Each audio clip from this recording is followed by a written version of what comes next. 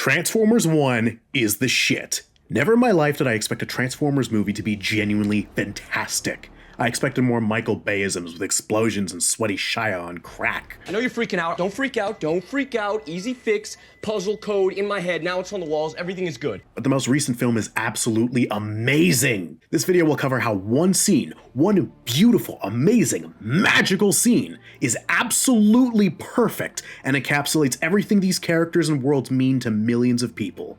Spoilers, obviously. Let's set the stage. Orion Pax and D16 go on an adventure to the surface of their home planet Cybertron to find the Matrix of Leadership, a relic capable of saving their dying civilization, which is also currently being invaded by an alien empire called the Quintessons. They want to find the Matrix to give to Sentinel Prime, who they think is the last of the legendary Primes, a dynasty of heroes who defended Cybertron but were thought to have been killed in the invasion. They found a cave where the last surviving member of the original Primes was still barely alive, and found Sentinel giving away the energon their people need to survive to the Quintessons, all because Sentinel is a fake Prime who wanted to live like a king after having killed the Primes himself. The gang gets the power to transform, using the transformation cogs from the fallen Primes. They find a group of freedom fighters, and they're all ambushed by Sentinel's forces, with D16 and B getting captured, and Orion and Alita being left behind under the assumption that they had died. Of course, with the established character of Orion being a relentless optimist, they mount a rescue mission and a rebellion against Sentinel. Now this is where stuff gets juicy, because D16 idolizes Megatronus Prime, the strongest of the Primes, who Sentinel stole the transformation cog of. Sentinel, being a sadistic bastard, fucking branded D16 with the face of Megatronus, but Orion arrived just in time to prevent D's execution. B, Alita, and Orion managed to expose Sentinel's betrayal to the public, but that's not enough for D. This is where we get to the scene in question. D16 has Sentinel cornered, right in his crossfire, but Orion steps in to prevent Sentinel from facing justice. Oh, wait, that's not what actually happened. But that's how D saw everything. He saw the man who destroyed his life, caused untold suffering to millions, the bot who mutilated him and tortured him personally, and Orion stopped the execution of this monster? Funny how the last time we saw Sentinel down on the ground begging for mercy, we saw our hero gun him down at point blank.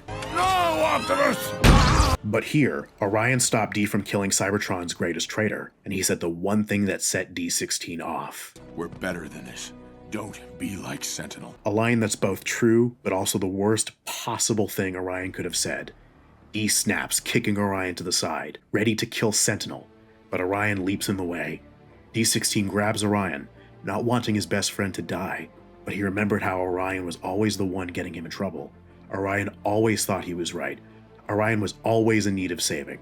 Their friendship was doomed from the start, from that first scene when D protected Orion from arrest. If it wasn't for him, D wouldn't be in this mess. D could have lived a normal life. But how normal was his life when he was really a slave without knowing it? This was the point of no return. I'm done saving you.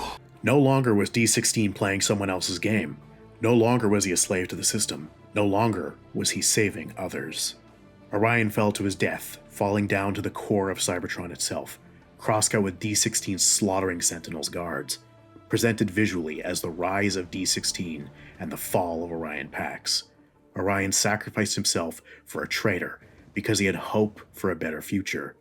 But D16 slaughtered the traitors because of how he was hurt in the past. D16 rips Sentinel in half and violently rips Megatronus' transformation cog from Sentinel's chest, declaring himself the new leader of Cybertron by force, as Orion is brought before Primus himself, the god of his species, and the being that became their planet itself. The spirits of the Prime stand before Orion, with Primus gifting the Matrix of Leadership to Orion, a token of his heroism. The editing here is brilliant, cutting back and forth between the two very important moments for each character. The entire film building to this one moment. In particular, I think Megatron using the transformation cog of Megatronus is significant, since it shows that he wants the power and status of being a Prime, but disregards that it's actually a responsibility to others, not something to be enjoyed and used in self-service.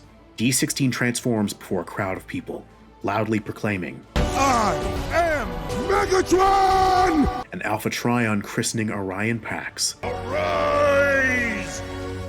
Optimus Prime. This was never actually the rise of D16 and the fall of Orion Pax. This was the fall of Megatron and the rise of Optimus Prime. One driven by power and status, by hatred and vengeance, by a fear of deception, the other guided by peace and honor, by love and justice, by a hope for a bright future. This one scene encapsulates everything these characters represent, the most refined versions of their characterization I have seen in years. The scene is further elevated by the incredible score by Brian Tyler, using the motif from the death of Optimus Prime in the 1986 Transformers movie When Orion Dies, but also the theme of the Primes from Transformers Prime, when Optimus is born. Almost a thematic way of uniting Transformers fans of all generations. I can't play it due to copyright, but I'll link the song in the description. It perfectly captures every emotion, from horror to beauty to rage and hope. This all helps hammer home the point of the film. Where do these characters come from? Inherently, a leader with hope and respect is going to be better than one driven by hatred. And everything to do with Megatron's fall is narratively justified with his characterization. His life was completely destroyed. He saw his friend as the cause of it. He never wanted to trust any form of authority after having someone he respected turn out to be such a monster. So after all this compounded, he intended on ruling Cybertron his own way. Optimus Prime, on the other hand, is someone who always wanted to help, always wanted to build a better world, always wanted to do the right thing. Was he flawless? No. He was occasionally deceitful, immature, a little bit inconsiderate of other perspectives, but he was always driven by a desire to do the right thing. His faults fed into the fall of Megatron, and he came out of that experience a changed bot. This movie is heartbreakingly beautiful, and I'm furious it didn't do well at the box office. How did Paramount screw up their trailer so badly? Seriously, if this doesn't get a sequel, I'm betraying the species. Anyways, that's it for this video. I never thought I'd make a Transformers video, but here we are. My autistic hyperfixations finally forced my hand. Join my Discord server and subscribe and all that jazz. Go watch this movie again if you've already seen it. We need a sequel, damn it!